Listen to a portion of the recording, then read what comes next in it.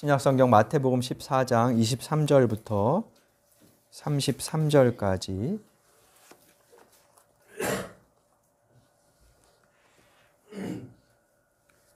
우리 한 절씩 교독하겠습니다. 무리를 헤쳐 보내신 뒤에 예수께서는 따로 기도하시려고 산에 올라가셨다. 날이 이미 저물었을 때에 예수께서는 홀로 거기에 계셨다. 제자들이 탄 배는 그 사이에 이미 육지에서 멀리 떨어져 있었는데 풍랑에 몹시 시달리고 있었다. 바람이 거슬러서 불어왔기 때문이다. 이른 새벽에 예수께서 바다 위로 걸어서 제자들에게로 가셨다. 제자들이 예수께서 바다 위로 걸어오시는 것을 보고 겁에 질려서 유령이다 하며 두려워서 소리를 질렀다. 예수께서 곧 그들에게 말씀하셨다. 안심하여라, 나다, 두려워하지 말아라. 베드로가 예수께 말하였다. 주님, 주님이시면 나더러 물 위로 걸어서 주님께로 오라고 명령하십시오. 예수께서 오너라 하고 말씀하셨다. 베드로는 배에서 내려 물 위로 걸어서 예수께로 갔다. 그러나 베드로는 거센 바람이 불어오는 것을 보고 두 손을 사로잡혀서 물에 빠져 들어가게 되었다. 그때 그는 주님 살려주십시오 하고 외쳤다. 예수께서 곧 손을 내밀어서 그를 붙잡고 말씀하셨다. 믿음이 적은 사람아, 왜 의심하였느냐? 그리고 그들이 함께 배에 오르니 바람이 그쳤다. 함께 읽겠습니다. 배 안에 있던 사람들은 그에게 무릎을 꿇고 말하였다. 선생님은 참으로 하나님의 아들이십니다. 아멘. 이 시간에는 우리 케냐에서 미혼모 그리고 대학생들 돕는 사역을 하고 계시는 우리 조영일 선교사님께서 살아계신 하나님이라는 제목으로 말씀을 전하시도록 하겠습니다.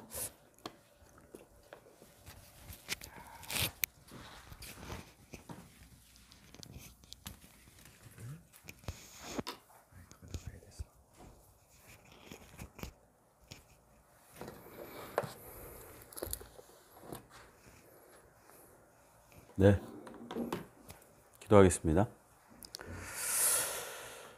하나님 아버지 감사합니다. 구미까지 와서 또 이렇게 귀한 분들 만나게 하시고 아버지를 사랑하는 마음으로 함께 예배할 수 있는 자리에 있게 하셔서 감사하고 아버지의 그 놀라우신 은혜를 다시 한번 경험할 수 있게 하셔서 감사합니다. 아버지, 우리가 아버지 마음과 아버지 은혜를 나눌 때 제가 더 깨끗한 통로로 아버지 원하시는 것들 충분히 전해질 수 있도록 더 큰 은혜를 이곳 가운데 부어주시기를 기도합니다. 더 예수님 사랑하게 해주십시오. 예수님 더 많이 사랑하게 해주시고 예수님 어떤 분인지 더 알 수 있도록 해주십시오. 예수님 사랑합니다. 감사하고 예수 그리스도의 이름으로 기도했습니다. 아멘. 안녕하세요. 네, 너무 반갑습니다. 네. 소개받은 것처럼 저는 케냐에 삽니다. 아프리카의 동쪽에 있는 동아프리카에 사는데요. 한국으로 오는데 한 20시간 조금 넘게 걸립니다. 네. 제가 이제 우스갯소리로 그런 얘기 하는데 한 20시간 정도 걸려야 선교지라고 할 수 있는 거 아니냐. 이런 얘기도 하고. 작년에 원래 제가 오려고 했었죠. 작년에 제가 저희 가족이랑 다 같이 왔거든요. 같이 이제 한 2년에 한 번이나 3년에 한 번씩은 저희 가족들이 한 번씩 한국에 와서 검진도 하고 여러 가지 일을 하러 같이 오는데 저는 아내가 한 명 있고요. 두 아들과 막내 따님을 모시고 살고 있습니다. 네, 그래서 5 식구가 오는 게 사실 쉽진 않아요. 비행기값도 그렇고. 그래서 작년에 딱 왔는데 용화필 목사님하고 연락이 돼서 저희 초청해 주셔가지고 제가 기차표 다 끊고 네, 그래서 딱 오려고 딱 준비하고 있었고 말씀 다 준비해 놓고 있었는데 갑자기 새벽인가 그 전날부터 며칠 동안 계속 비가 오더니 네, 레일이 유실됐다고. 네, 그래서 작년에 제가 못 왔죠. 그래서 제가 작년에 꼭 약속했습니다. 용 목사님하고 제가 내년에 오면 내년에도 이제 제가 검진 때문에 와야 했기 때문에 꼭 제가 먼저 연락드리겠습니다. 그래서 오자마자 모든 교회보다 제일 먼저 연락드렸다는 거 아니겠습니까? 네, 제가 먼저 연락드리고 제가 꼭 약속을 지키는 사람을 노력하기 때문에 먼저 이렇게 해서 귀한 교회에 와서 이렇게 인사드릴 수 있는 것만으로 저는 그냥 여기 있는 것만으로 제가 은혜가 되는데 네. 오늘 말씀도 은혜가 되었으면 좋겠습니다. 너무 초청해 주셔서 감사하고요. 소개받은 것처럼, 저는 이 옷은요, 제가 이제 오늘 주일 말씀인데 정장을 입어야 되는데 너무 죄송한데, 제가 이제 케냐에서 오다 보니까 정장을 들고 오기 너무 어렵고, 그래서 이제 한국에 올 때는 이 옷을 이제 갖고 와요. 이거는 케냐의 목사님들이 주일날 강단에 올라오실 때 이런 옷들을 이렇게 입으시고, 왜냐면 케냐 좀 뜨거우니까 보통 이 옷을 입고 말씀을 전하세요. 그래서 제가 이제 양해를 구하고 이제 이 옷을 입고 강단에 섭니다. 여러분도 양해해 주시면 감사하겠습니다. 감사합니다. 네. 비쌉니다. 네. 안 추워요. 안 추워요. 네, 괜찮습니다. 여러분, 케냐를 잘, 모르실 수도 있는데, 네, 케냐에 작년에는 케냐 소개 영상도 있었는데, 제가 작년 거여가지고 안 썼어요. 그래서 저는 저의 소개를 잠깐 먼저 드리면, 저는 용 목사님하고 어제 거의 20년 만에 만난 것 같아요.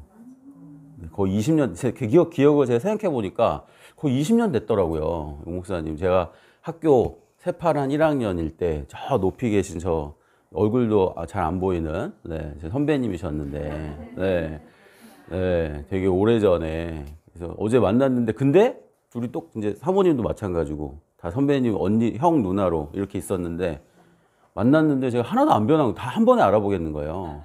저는 그때보다 한 20, 30kg가 좀 커져가지고, 그래도 저를 알아보셔서 감사하고, 그래서 그때부터 예수전도단이라는 선교단체에서 만났고, 저는 학교를 졸업하고 계속 예수전도단에서 사역했습니다.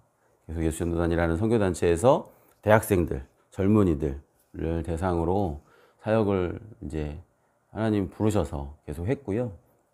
그러다가 여러분 아시는 것처럼 들으셨겠지만 2017년 6월에 갑자기 몸이 좀 피곤하고, 제가 대학생들 섬기는 이제 사역을 하는데, 제가 매년 여름마다 대학생들 큰 선교단체마다 여름 수련회들을 하잖아요. 제가 그거 전체 진행하는 걸 10년 했거든요. 다 진행하고 만들고 세팅하고, 그날도 여름에 그걸 준비하는 기간이었는데, 저희 간사들이 한 100명, 그때는 140명 정도 됐는데, 이제 간사들 데리고 막 이제 일하고 막 하다가 너무 피곤한 거예요. 보시는 것처럼 이제 제가 몸이 좀 있으니까. 당연히 이제 또 지방간이 있겠죠. 병원 가면 항상 얘기합니다. 선생님이 술 끊으세요. 그래서 굉장히 억울하고, 굉장히 억울하고, 그래서 저 술 안 먹는데요. 담배 안 피고, 그래서 왜 그래? 스트레스. 그래서 이제 잘 못 먹고, 잘 먹죠. 잘 먹고 잘 못 자고 막 이러면서 너무 많은 걸 많이 먹으니까 이제 지방간이들이 있어서 몸이 안 좋았어요. 그래서 동네 병원에 갔다가 저희 이제 선생님이랑 저 지방간약 몸이 너무 피곤합니다. 그래서 얼굴이 너무 안 좋대요, 사람들이. 그래서 갔는데, 그래요? 그러면 그냥은 못 주니까 초음파 한번 찍고 드릴게요. 동네 선생님이랑 좀 친해가지고. 그래서 그날 이제 초음파를 이렇게 배를 이렇게 보다가, 이게 뭐지? 갑자기 옆에 있는 초음파 선생님이, 선생님 저기요. 막 이렇게 보면서 갑자기 초음파를 한 10분 이상 더 보더라고요. 그러더니, 간은 지방간 원래 있는데, 지나가다 밑으로 살짝 봤는데, 신장에 뭐가 있는 것 같다. 근데 다행히 거기가 검진을 하는 병원이어서 CT를 찍어보자. 바로. 밥 안 먹었죠? 그러면서 이제 CT를 바로 찍었고, 그 자리에서 오른쪽 신장에 암을 발견했고, 진단을 받았습니다. 그날 바로 이제 병원 아침에 갔다가 제가 출근하기로 했던 모든 간사들한테 나 병원 갔다가 오후에 출근할게 라고 얘기하고, 그 다음부터 사무실에 못 갔어요. 그 다음부터 못 가고, 이제 바로 이제 분당서울대병원, 삼성병원 막 이렇게 왔다 갔다 하면서 빨리 수술할 수 있는 곳을 찾아서 감사하게 분당서울대병원에서 수술을 하게 됐습니다. 근데 분당서울대병원 교수님 앞에 이제 CT 찍은 거랑 가져갔더니 한 3.6cm 정도 됐거든요. 수술한 다음에 봤는데, 보더니 어디서 발견하신 거예요? 그래서 동네 병원에서. 그랬더니 동네 병원에서요? 이걸 어떻게 해요? 그래서 초음파 찍다가, 에이 무슨 말씀 하시는 거예요? 그러는 거예요. 그래서 초음파 찍다가 이걸 발견할 수 있는 게 아니에요. 그러시더라고요. 그래서 그걸 들으면서 저한테 그러시더라고요. 뭐 하는 분이세요? 그래서 제가 기독교 계통에서 일합니다. 그랬더니 네. 그래서 이제 그렇게 은혜로 하나님이 저를 살려주셨습니다. 그래서 빨리 수술을 했고 오른쪽 신장의 30%를 이렇게 잘 절제하고, 예전에는 무조건 하나를 떼어냈는데 요즘에는 기술이 좋아져서, 그리고 1기이기도 하고 그래서 빨리 부분 절제해서 살았고요. 그렇게 해서 이제 수술실에 들어갈 때 제가 기도했습니다. 하나님, 저 살려주신 것 같습니다. 네. 그래서 그 교수님이 그러시더라고요. 진짜 운 좋은 양반이라고. 이건 100명 중에 1명이 있을까 말까 한 일인데, 제가 알았죠. 하나님이 저를 살려주신 거구나. 나를 조금 더 살게. 왜냐하면 신장암은 되게 좀 위험한 암이라고 하더라고요. 보통 조금만 넘어가면 생존율이 30%가 되지 않습니다. 5년 생존율이. 근데 벌써 지금 7년째 살고 있는데, 신장이 이제 피를 만들어내고 되게 빨리 잘 퍼지는 곳이기 때문에 굉장히 전이가 많고, 그리고 치료가 되게 어려운 병인데 제가 빨리 수술을 하게 돼서 살아난 거죠. 하나님, 저 살려주신 것 같은데, 제가 어떻게 살기를 원하세요? 지금까지 열심히 살았는데. 예수 전도사는 아시겠지만 월급을 안 줍니다. 네, 저는 한국에서 16년 사역했는데 한 번도 월급을 받아본 적이 없어요. 한국에 살 때부터 선교사로 살았고, 하나님이 주시면 먹고, 하나님이 안 주시면 안 먹고. 근데 너무 많이 주셔가지고 제가 계속 이런 상태로 살고 있는데, 그래서 너무 하나님의 풍족한 은혜로 살았는데 쉽진 않았던 것 같아요. 근데 그럼에도 불구하고 나를 새로운 삶을 살려주셨던 그 은혜를, 하나님, 제가 어떻게 살기를, 다음 2세 삶을 어떻게 살기를 원하세요? 기도했을 때 저희 아내가 저희하고 이제 같이 기도하다가, 저희 아내랑 저랑 젊었을 때 예수전도사에서 만났거든요. 저희 아내도 학교 후배입니다. 다 춘천 사람이에요. 강원도 사람이고. 그래서 그때 만났을 때 우리가 타문화 선교사로 헌신했던 것들을 기억나게 하신다. 우리 한국에서도 열심히 하나님 위해 살았지만 내가 만약에 죽었다면 뭐가 제일 아쉬웠겠냐. 첫 번째, 제가 가족한테 잘 못한 거. 목사님, 사모님한테 잘 하십시오.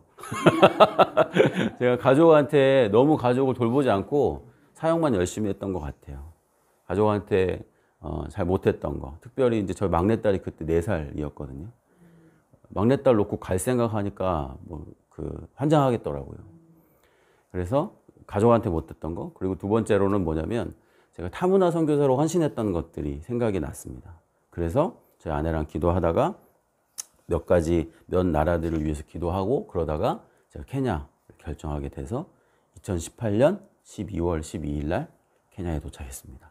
아이 셋을 데리고, 5살짜리 막내를 데리고 가방 11개를 들고 케냐에 갔습니다.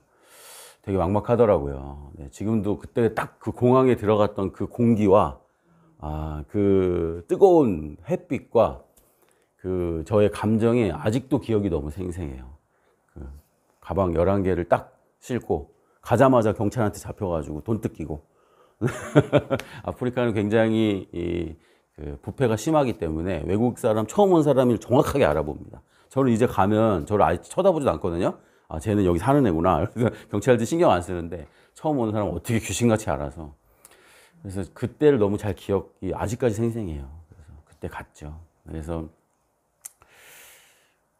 2018년 12월 12일 날 가서 이제 뭐 집도 구하고, 그리고 케냐는 전 세계에서 치안이 제일 안 좋은 나라 중에 하나예요. 그래서 외국인은 꼭 차가 있어야 되고, 그래서 어떻게 돈을 구해서 차를 또 사고, 그래서 사람들과 또 교제도 하고 아이들 데리고 다니고 정착을 시키는 1년 정도가 지났습니다.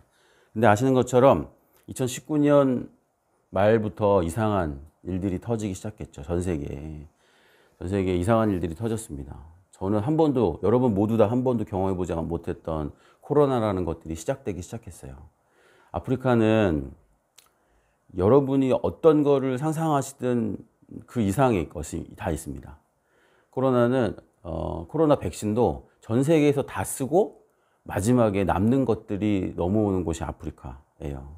그리고 케냐는 전 세계에서 가장 큰 슬럼, 빈민가가 있는 나라예요. 너무 커서 보통 크기가 뭐 한 구에 그 정도, 전체가 다 슬럼이라고 말할 정도로 엄청나게 큰 슬럼이 있고요. 거기만 있는 게 아니라 곳곳에 다 빈민가들이 있습니다. 그래서 이 나라 사람들 정말 무엇을 상상하든 그 이상으로 힘들게 사는구나 라는 것들을 보고 있다가 코로나가 터졌어요. 여러분, 코로나 때 너무 힘드셨죠? 쉽지 않은 시간이었죠. 죄송한데요, 그 나라 사람들은 여러분들이 생각하는 것보다 조금 더 힘들었던 것 같습니다. 제가 코로나 기간이 딱 돼서 이제 터지고 나서 2000년이 딱 되자마자 2020년이 딱 되자마자 사람들이 저한테 계속 연락했어요. 돌아와야 되는 거 아니냐. 빨리 들어와라. 너 암 환자인데 이제 1년밖에 안 돼 내가. 너 걸리면 어떻게 하려고 그러냐. 애기도 어린다고 다 연락하는 거예요. 빨리 들어오라고. 그래서 저 진짜 솔직하게 말씀드리면 들어오고 싶었습니다. 저 무서웠고 저희 아이들을 데리고 어떻게 살 수 있을까. 그러고 있는데 케냐는 이 백신도 안 들어오고 그리고 사람들이 마스크도 잘 안 쓰고 다녀요. 마스크 살 돈도 없고. 그러니까 너무 위험한 거예요. 그래서 나라에서 뭘 했냐면 아예 못 나오게 했습니다. 집안에서 못 나오게 하고 지역을 못 움직이게 하고 아예 그냥 공산국가는 아닌데 그 정도로 공권력이 좀 있어서 못 나오게 했어요. 지역을 아예 막아버렸습니다. 저희 가족과 아이 학교도 다 문을 닫았기 때문에 저희 언어 학교도 다 문을 닫았고 아이들과 집안에서만 거의 8개월을 지냈습니다. 정말 어렵더라고요. 네, 정말 어려웠는데 근데 사람들이 막 들어오라고 막 하니까 우리나라 대사관에서 대한항공 특별기를 해서 이제 여기 있는 사람들 빨리 데리고 가려고 했는데 어떤 장로님께서 전화하셔서 선교사님 진짜 들어오셔야 될 것 같습니다. 도대체 비행값이 얼마입니까? 그래서 제가 난 너무 비싸서 괜찮습니다. 그러다가 진짜로 심각하게 물어보시길래 저희 5명 아이들 할인도 없습니다. 편도에 300만 원씩 달라고 하더라고요. 그럼 저희 5명이 가면 1,500만 원이 필요한 거예요. 제가 1,500만 원 필요하다고 말씀드렸더니 장로님이 선교사님 기도하겠습니다. 그러시고 이제 끊었어요. 그리고 이제 연락이 없으시더라고요. 근데 솔직하게 저도 진짜 오고 싶었는데 네, 돈이 없어서 못 왔어요. 돈이 없어서 너무 위험하고 너무 어렵고 근데 이제 초임 선교사가 다 들어올 수 있는 재정을 다 없었기 때문에 못 온 거죠. 이제는 말할 수 있다. 그 당시에는 뭐 되게 그 당시에 거기 케냐에 남아있는 좋은 선교사처럼 사람들이 말했지만 아닙니다. 돈이 없어서 못 왔고요. 집 밖에 못 나오고 아예 못 나오게 그렇게 8개월을 지났어요. 그렇게 지나는 어려운 시간들을 보냈습니다. 이렇게 어려운 시간을 보내다가 오늘 본문에서 말씀을 잠깐 보셨겠지만 저는 예수님한테 얼마나 기도를 많이 했겠어요. 하나님한테 살려달라고 기도하고 저희 아이들과 24시간 같이 지내면서 정말 환장하겠더라고요. 아이들이 이제 고등학생, 중학생, 초등학생, 유치원생 이런 아이들을 데리고 하루 종일 집에서 24시간 같이 있으니까 얘들 공부도 해야 되고 온라인으로 그러니까 아내도 너무 힘들어하고 제가 얼마나 많은 이 고난 가운데 제가 뭔가를 해결받기를 얼마나 많이 돈을 주시던가 아니면 코로나를 빨리 끝나게 하시던가 얼마나 많은 기도를 했을까요? 그런데요 그때 하나님 제가 이 초반부에 케냐에 살면서 제가 굉장히 많은 고민과 굉장히 많은 어려움 가운데 있을 때 주셨던 말씀을 제가 어느 곳에 가든지 가장 먼저 전하게 되었습니다. 하나님 저에게 은혜를 주시고 제가 살 수 있는 힘을 주셨던 시간이었던 것 같아요. 오늘 본문은요. 예수님께서 오병이어의 어마어마한 일을 하시고 나서 바로 그들이 왕으로 추대할까 봐 잠깐 떠나시면서 혼자 기도하러 가시고 제자들은 바다로 보내서 다른 곳으로 넘어가는 중간이었습니다. 그래서 그 중간에 예수님이 같이 없는데 갑자기 풍랑이인 거죠. 엄청난 고난을 받았다고 합니다. 이 제자들의 대부분의 많은 사람들은 어부였어요. 그들은 바다에서 사는 사람이었는데 그들이 생각할 때 거의 죽기까지의 풍랑이었다라고 말한다면 상당히 큰 풍랑이었다고 할 수 있겠죠. 굉장히 이제 우리 죽었구나라고 생각할 정도의 고난이었다라고 말하고 있어요. 그때 이들은 어떻게 기도했을까요? 우리 선생님만 계셨어도 방금 오병이어의 기적을 조금 전까지 하셨던 이 어마어마한 선생님만 함께 계셨어도 이 풍랑쯤이야. 완전히. 지금 이 선생님이 우리와 함께 계셨다면 그리고 하나님 예수님이 뭔가를 이것을 한 번에 해결할 수 있는 분이신데 우리가 그분을 어떻게 빨리 찾아야 되지 않겠냐. 이제 예수님 없어서 우리는 꼼짝없이 죽었구나 라고 생각하지 않았을까요? 제가 그랬습니다. 제가 케냐에서 저희 집안에서 내가 이제 꼼짝없이 죽었구나. 예수님 어떻게 좀 해주세요. 저는요. 저희 한국 예수전도단에서 잘 나가던 대학생 사역하던 잘 나가던 사람인데 케냐에 가서 이 대학생 애들 데리고 제가 훈련하고 얘네들 헌신시켜가지고 이 나라를 변화시키고 전 세계에 선교사로 보내고 이 흑인 애들을, 이 까만 애들을 이렇게 하려고 내가 여기 온 사람인데 지금 코로나가 말이 됩니까? 지금 이 내가 아무것도 못하는 이 상황 가운데 있는 게 말이 됩니까? 예수님 어떻게 좀 해줘야 되는 거 아닙니까? 나 살려줬으면. 그리고 나 같은 능력 있는 사람을 여기다 이렇게 처박아 놓고 뭐 하시는 거예요? 돈을 주시던가. 제가 그렇게 기도하지 않았겠습니까? 죄송해요. 제가 믿음이 없어가지고. 그렇게 기도하는 사람이에요. 마구 기도했습니다. 이거보다 더 심하게 기도했어요. 그런데요, 제자들도 똑같이 예수님이 이렇게 있었으면 좋겠다. 예수님이 당장 이곳에 있었으면 좋겠다. 아니면 이 풍랑을 잔잔하게 했으면 좋겠다. 라고 생각했을 겁니다. 그런데 예수님께서 나타나시기 시작하죠. 그리고 저쪽에서 뭔가 뚜벅뚜벅 걸어오기 시작합니다. 여러분, 이 당시에 이 시간은 새벽 3시부터 5시 정도라고 얘기하는데요. 바다 한가운데에서 새벽 3시부터 5시 사이에 여러분 어땠을까요? 태양이 뜨기 바로 전이 가장 깜깜하죠. 네. 완벽한 어둠이었을 겁니다. 완벽한 어두움에 달빛 하나 있었을 겁니다. 그때 저쪽에서 뭔가가 걸어오고 있는 거죠. 그 당시에 여러분 성화, 여러분 달력 그림 기억나시죠? 어렸을 때부터 봤던 예수님이 물 위를 걸어오는 달력 그림 기억나십니까? 예수님이 이렇게 뭔가 이렇게 광채가 이렇게 있으면서 이렇게 촥 하고 촥 이렇게 날라오시는 것처럼 오시잖아요. 예수님은 완벽한 하나님이셨지만 또 완전한 인간이셨죠. 걸어오셨다고 표현하고 있습니다. 물 위를. 그리고 풍랑이 쳤죠. 비가 겁나게 많이 오고 막 파도가 막 치고 어땠을까요? 예수님은 그 당시에 모포, 세마포 같은 통으로 되어 있는 옷을 입으셨겠죠? 그럼 거기를 걸어온다. 그럼 여러분 상상해 보세요. 성경으로 들어가 보십시오. 예수님은 옷이 다 젖었을 겁니다. 그리고 그 당시 아랍 사람들 완전 곱슬머리, 네, 물 여기 머리 다 젖었을 겁니다. 다 붙어가지고 머리가 옷도 완전 몸에 다 붙어서 이러고 이렇게 걸어오시는 거죠.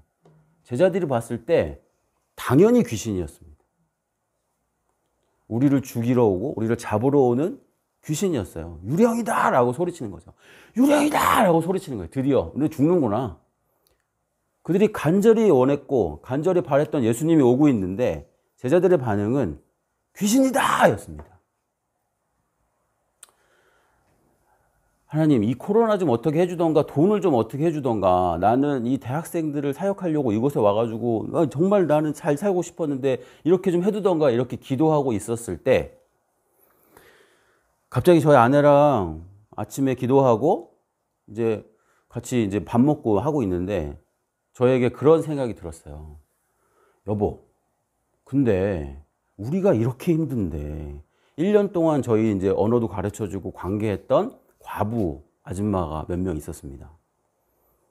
싱글맘이라고 하는데 과부 아줌마 저희들은 이제 언어도 하고 이제 같이 이제 스와힐리어로 얘기도 해주고 그리고 아이 학교에서 같이 일했던 미리암이라는 자매가 있었습니다. 저희랑 친하게 지냈던 자매인데 갑자기 그날 아침 갑자기 미리암 생각이 나는 거예요. 우리가 이렇게 힘든데 미리암은 어떻게 지내? 그 사람은 학교도 이제 다 잘렸을 텐데. 코로나가 되자마자 슬럼에 사는 많은 사람들이 직장을 잃었습니다. 그리고 거기서 못 나오게 했어요. 코로나가 거기서 퍼진다고. 그러니까 저희 아내도 안 그래도 어제 기도하는데 미리암이 계속 나도 생각이 났다고. 그래서 그래? 하나님 우리한테 뭐 말씀하시나 보다. 빨리 연락해봐. 그래서 문자를 보냈습니다. 미리암 잘 지내? 너 이런 상황에서 어떻게 지내? 그랬더니 미리암한테 카톡이 왔어요. 문자가 왔습니다. 그레이스 피터 너무 연락 줘서 너무 고마워. 우리는 잘 지내. 그런데 우리를 위해서 좀 기도해 줄 수 있어? 무슨 일이야? 사실은 우리가 3일 동안 아무것도 못 먹었어. 아이가 넷이 있는 아줌마 혼자. 싱글맘들은 슬럼에 있는 싱글맘들은 굉장히 가장 밑에 있는 사람들이에요. 슬럼이라고 하는 빈민가는 아까 말씀드렸던 것처럼 케냐가 치안이 되게 안 좋기 때문에 밤마다 안 좋은 일을 당하기도 하고 그래서 임신을 하고 그래서 누가 아빠인지도 모르는 아이들을 그냥 낳습니다. 그런 아이들을 키우는, 또 아줌마들이 또 모성애가 강해서요, 뭐 고아원에 보내기도 하지만 또 아이들을 키워요. 자기도 굶으면서. 그렇게 아이들을 3명, 4명씩 키우고 있는 사람들이 되게 많거든요. 우리 아이들이 3일 동안 아무것도 못 먹었다는 거예요. 그래서 어떻게 합니까? 제가? 아니, 우리는 그래도 먹기라도 하니까, 여보, 빨리 미리암한테 돈을 좀 보내. 밀가루라도 단약 몇천 원이라도 먼저 좀 빨리 보내자. 그래서 돈을 보내기 시작했습니다. 빨리 너 사서 아이들이랑 밀가루 사서 먹어. 10,000원 보내고. 그러니까 10,000원 보내는 걸로 너무 행복해 하는데, 더 놀라운 건 이 아줌마가 10,000원 가지고 자기 옆에 있는 다른 싱글맘 아줌마들, 과부끼리 모여 사니까 그 사람하고 나눠 먹는 거예요. 제가 그거 어떻게 또 보고 있습니까? 나눠 먹는다는데 10,000원 더 줘야죠. 그렇게 해서 저희 가정이 코로나 2년 동안, 2년 반 동안 6마을을 돕기 시작했습니다. 저희 도와주시는 많은 후원자분들한테 제가 이런 일들을 하게 됐습니다. 그들한테 지금 너무 긴급하게 구호가 필요해서 저희 것들을 다 떼어내서 다 그들에게 주고 있습니다. 그랬더니 많은 분들이 한국에서도 힘드신데도 저희한테 헌금을 해주셔서 그 2년 반 동안 저희들이 사용한 재정들이 거의 3천만 원, 4천만 원 정도 되더라고요. 6가정을, 6마을을 저희가 계속해서 주기적으로 밀가루 그리고 그들이 필요한 생필품들을 보내면서 사역을 시작했습니다. 생각지도 않은 사역이 마구 열리기 시작했어요. 여러분, 제가 말씀드렸잖아요. 저는 대학사역자 출신이고, 대학사역자들은요 되게 좋게 말하면 프라이드가 있고 나쁘게 말하면 되게 교만합니다. 제가 대학사역자니까 이렇게 말씀드리는데, 자기 엘리트들만 교육하고 이들이 나라를 변화시킬 수 있는 자들로 훈련하는 이런 마음들이 있는데요. 저는 개인적으로 구제사역은 하는 게 아니라고 생각하고 있었습니다. 구제사역은 가난은 옛날에 나라님도 해결하지 못한다라는 말이 있잖아요. 그래서 가난을 무조건 이렇게 퍼주는 사역은 그들에게 오히려 더 해가 될 뿐이다. 이들을 교육하고 이들을 자립시키는 사역이 가장 중요하다.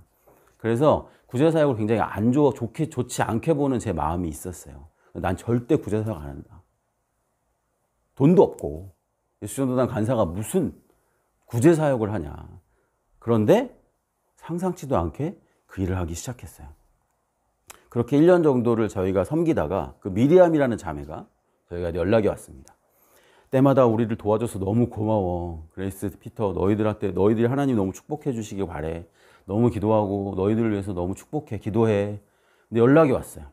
그런데 그레이스, 피터, 미안한데 우리를 도와줘서 너무 고마운데 우리가 평생 이렇게 너희들 도움만 받고 살 수는 없다. 그래서 부탁이 하나 있어. 우리가 뭔가 자립할 수 있도록 뭔가 생각하고 있는 건데 도와줄 수 있어? 근데 저랑 아내랑, 저는 이제 구제사역을 별로 안 좋아하니까 이걸 언제 그만두지? 맨날 이걸 언제 그만두지? 이런 생각만 하고 있는데, 저희 아내는 당장 굶는다는 사람한테 어떻게 이걸 그만둘 생각을 하냐. 맨날 싸우고 집안에서 맨날 저희 아내랑 투박투박하고. 저희 케냐에서 굉장히 사이가 안 좋아질 뻔했거든요. 맨날 싸우고 사역적으로 맨날 같이 하니까 너무 어려운 거예요. 그래서 맨날 어렵게 막 그러다가 있는데, 저는 맨날 그만둘 생각하고 우리 아내는 어떻게 이 사람 더 도와줄 생각을 하다가 이 사람들이 빨리 자립했으면 좋겠습니다라고 기도하는데 저희 미리암한테 전화가 온 거죠. 그래서 우와 대박, 하나님 정말 하나도 안 빼놓고 다 들으시는구나. 그래서 아니 그래, 나도 내가 그걸 기도하고 내가 원했던 거야. 그럼 네가 할 수 있는 게 뭐야? 그랬더니 우리 아줌마들끼리 얘기를 해봤는데 우리가 닭을 키우고 싶어. 닭을 좀 키우면 얘네들이 알을 낳고, 그리고 얘네들이 뭔가 좀 너무 배고프면 한 마리 잡아서 나눠 먹고, 그래서 닭장을 만들어주면 우리가 닭을 이렇게 해가지고 자 이렇게 해서 그 계란도 팔고 이래서 우리 아줌마들 몇 사람이 모여 살면 좋을 것 같아. 제가 그래서 대박, 너는 정말 천재다. 너는 하나님이 정말 너를 사랑하시는구나. 그래서 제가 뉴질랜드 어떤 교회하고 연결이 돼가지고요, 한인교회 연결이 돼서 닭장도 지어주고, 닭장을 그 아줌마들이 살 수 있는 100마리 키울 수 있는 닭장을 만들어주고, 그리고 닭도 50마리 사주고, 그리고 사료도 다 사주고, 다 사줬습니다. 그렇게 해서 저희 가정이 드림스 프로젝트라고 해서 싱글맘 자립사역들을 시작하게 됐어요. 그래서 어떤 아줌마가 또 이렇게 아줌마들끼리 모여서 하니까 어떤 아줌마는 나는 사실은 미용 기술이 있는데 조그만한 가게 하나 내주면 난 살아갈 수 있을 것 같아. 그래? 가게 내주고. 그리고 어떤 아줌마는 나는 야채가 주변에 싸게 살 수 있으니까 야채 가게 내주고 감자 가게 내주고 이렇게 해서 저희가 10개의 가게를 내주면서 드림스 프로젝트 싱글맘 자립사역을 시작하게 됐습니다. 근데 아까 말씀드렸던 것처럼 예수님은 우리가 원하지 않는, 생각하지 않은 방법으로 우리에게 오시잖아요. 제가 계속해서 그 사역을 하면서도 제 안에 계속해서 두려움과 그리고 싫은 마음이 너무 많았어요. 전 구제 사역 못합니다. 이걸 계속할 수 없고 이 아줌마들 다 망할 거예요. 이 아줌마들은 이걸 해낼 수 없는 사람들이에요. 내가 잠깐 먹고 살려고 해주는 거지만 근본적으로 이 사람들한테는 교육이 더 필요하고 이 사람들을 해결해주고 이 사람들을 함께 이렇게 케어해줄 수 있는 현지인 리더가 필요합니다. 저는 이제 그런 쪽으로 계속 기도하고 있었는데 예수님께서 그 풍랑 가운데 걸어오시기 시작하신 거죠. 저에게 제가 원하고 제가 생각한 그 방법이 아니라 예수님의 방법으로, 예수님의 모양으로, 예수님이 생각하시는 그때에 예수님 맘대로 저에게 오시기 시작하셨습니다. 그때 제가 베드로처럼 저도 걷게 해주십시오 라고 기도를 하기 시작했고, 그때 내가 이 풍랑을 지나갈 수 있는 방법은 예수님과 함께 걷는 거구나 라는 것들을 알게 되는 시간이었습니다. 네, 여러분 성경에서 보시는 것처럼 베드로는 물에 빠지게 됩니다. 왜 물에 빠지는지 아십니까? 베드로가 물에 빠지는 이유가 한 가지 있습니다. 성경에는 베드로가 바람을 보고 물에 빠졌다라고 말하고 있어요.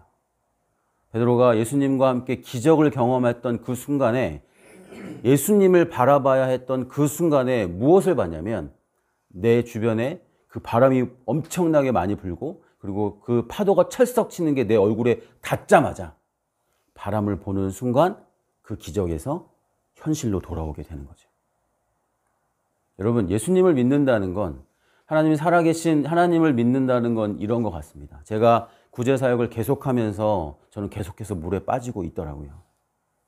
하면 할수록 계속해서 물에 빠지고 있더라고요. 왜냐하면 그 아줌마들을 보면, 그 아이들을 보면, 예수님이 왜 고아와 과부들을 위해서 기도하라고 말씀하시는 것을 제가 거기 가서 깊이 있게 경험하면서도 제가 그들을 볼 때마다 저는 물속에 계속해서 빠지고 있더라고요. 그때 제가 물속에 빠진 저를 구원해 주실 수 있는 분은 하나님 한 분밖에 안 계시죠. 예수님이 손을 뻗어서 들어주십니다. 방법이 뭔지 아십니까? 소리질러 예수를 부르는 겁니다. 베드로가 죽을 것 같아서 소리질러 예수님을 불렀습니다. 그때 예수님께서 손을 붙잡고 다시 기적에 무리를 걷는 일을 행하게 되시죠. 해주시는 거죠. 근데 예수님 한마디 하십니다. 왜 의심했냐? 믿음이 적은 자야. 저는 선교사로 케냐에 가 있어요. 제가 믿음이 없어 보이세요? 저는 제가 믿음이 되게 좋은 사람인 줄 알았습니다. 그런데요, 막상 예수님을 제가 원하는 방법으로만 기도하고 예수님이 나한테 이렇게 해주셔야 된다라고만 기도하고 예수님은 이렇게 해야 되는 거 아니에요? 라고 따지고, 제가 그런 저를 보면서, 그리고 언제나 풍랑을 보며 바람을 보며 물속에 빠지는 저를 보면서 예수님이 저에게 하셨던 말씀은, 왜 이렇게 믿음이 없냐? 너를 케냐에 보낸 것도 나고 이곳에서 이 싱글맘들, 과부들을 돕게 한 것도 나고, 네가 3,4천만 원이 어딨니? 이들한테 다 퍼줄 만한 돈이 어딨니? 이것도 다 내가 준 거고 너 뭐 했니? 그렇게 말씀하시는 것 같더라고요. 저는 정말 믿음이 없는 사람이었습니다. 제가 그래서 회개하고 혼자 울며 하나님 앞에, 주님, 제가 맨날 예수님 이렇게 하셔야 됩니다, 사역은 이렇게 하는 거예요 라고 예수님을 가르쳤던 저의 교만함과 그 완악함과 그 망령되이 행했던 저의 그 모든 것들을 다 회개하며 제가 요즘에는요, 싱글맘 사역하는 거 사실은 제 원래의 제 성품상 100% 받아들이지는 않는 것 같아요. 그런데 이제는 이 아줌마들 맨날 연락 오거든요. 그래도 맨날 아이들 학비가 없다. 이제 어렵지 않습니다. 네, 주님이 하시겠지. 나한테 이거 하시라고 하면 주님이 주시겠지. 주님이 또 나를 무리를 걷게 하시겠지. 라고 생각하며 이제는 벌써 케냐에서 6년째 살고 있습니다. 그때 처음 사역을 시작하게 하신 하나님의 그 은혜로 인하여서 아마 그때 하나님이 저에게 이것을 알려주시지 않으셨다면 저는 2, 3년 있다가 아마 돌아왔을 겁니다. 싱글맘 사역은 정말 너무 힘들고 할 수 없다고 생각하면서 아마 안 하고 싶어서 돌아왔을 거예요. 그리고 그럴 때마다 한국에서 연락 와요. 이제 들어오면 안 되냐? 막 이러면서. 근데 하나님이 저에게 그때 가르쳐 주신 이 은혜로 아직까지 살고 있는 것 같습니다. 오늘의 결론이 있습니다. 여러분, 인생의 풍랑과 인생의 고난이 멈추길 원하시죠? 오늘 성경에서 또 답을 주세요. 바람이 어떻게 그쳤다라고 나와 있는데요. 마지막에 예수님이 베드로와 함께 그 배에 오르시니 바람이 그쳤다라고 말하고 있습니다. 성경은 정말 놀라운 것 같습니다. 여러분, 인생의 풍랑과 그 고난이 멈출 수 있는 유일한 방법을 알려드리겠습니다. 예수님께서 여러분의 인생의 배에 올라타는 그 순간 여러분의 풍랑과 여러분의 고난은 멈춰서게 된다고 말합니다. 아마 바람이 계속 있을 수 있고 비가 왔을 수도 있습니다. 눈으로 봤을 때. 하지만 예수님께서 우리의 배에 올라타시는 그 순간 그곳에 있었던 모든 사람은 풍랑이 없어지고 고난이 사라지는 것을 경험했다고 합니다. 제가 그러더라고요. 제가 싱글맘들 사역 안 하겠다고 하고 못 하겠다고 하고 이거는 정말 아니라고 말하고 계속해서 그렇게 했었던 모든 것 안에 예수님이 제 배에 저희 가정의 배에 올라타시는 순간 그 풍랑과 그 고난이라고 여겨졌던 모든 것들이 코로나는 끝나지 않았습니다. 그리고 재정도 많이 생기지 않았습니다. 하지만 저희 가정에 예수님께서 올라타시는 그 순간 그 모든 풍랑과 고난이 없어지더라고요. 눈에 보이는 풍랑과 눈에 보이는 비는 그치지 않을지 모르지만 우리의 삶의 풍랑과 삶의 고난은 씻은 듯이 아무것도 없이 예수님이 우리의 왕이십니다라고 고백하며 그렇게 끝나게 되더라고요. 여러분의 모든 삶에도 그런 하나님의 은혜가, 하나님의 고난과 풍랑을 없애주시는 그 은혜가 여러분의 삶의 배에 임하기를 간절히 축원하고 기도합니다. 네, 제가 기도하겠습니다. 아버지, 이곳에 있는 모든 분들의 그 배에 올라와 주십시오. 우리가 더 예수님을 붙잡고 바다에 빠질지라도 예수님을 소리질러 부르고 그래서 예수님의 손을 붙잡고 우리의 모든 인생의 배에 예수님을 모셔드리는, 그래서 세상이 말할 때는 아무것도 변한 게 없다고 말할지라도 예수님과 함께하는 이 순간이, 그리고 예수님과 함께하는 그 모든 것이 우리의 고난과 풍파를 없애시는 그 예수님을 경험할 수 있도록 살아계신 하나님이 어떠한 분이시라고 고백할 수 있는 그 은혜를 허락하여 주시기를 기도합니다. 예수님, 우리가 더 예수님 경험하게 하시고 더 사랑하게 해주십시오. 사랑합니다. 예수 그리스도의 이름으로 기도했습니다. 아멘.